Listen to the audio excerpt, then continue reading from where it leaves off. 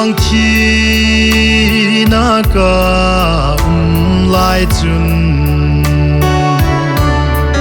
Happy Christmas ko na onem ka he Hungin ka cha kum tuang hin na hung pieng ka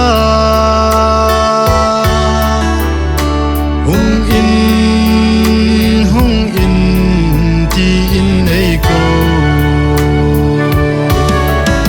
Akipak e olal Jesu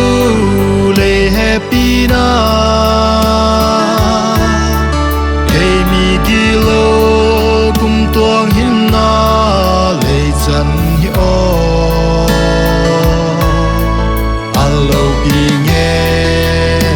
ye o hallelujah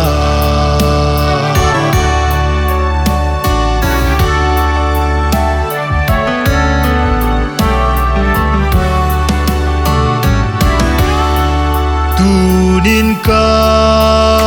hin na ka hung pe Kalal Jesu nang manung zu ding in Ko velo pi na le in sung ni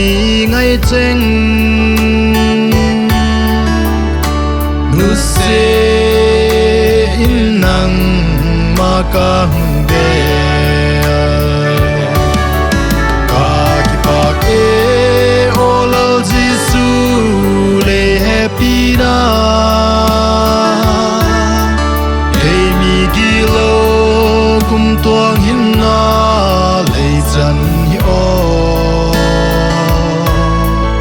Allo i nghe ye o hallelujah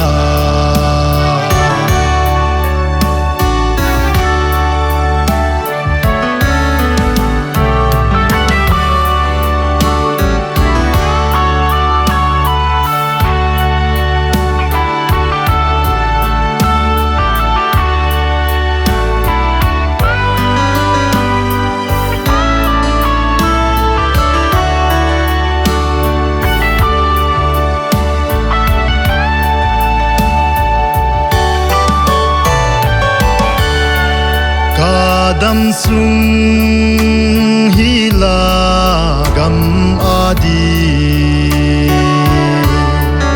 Ei mang cha jing in thagao mang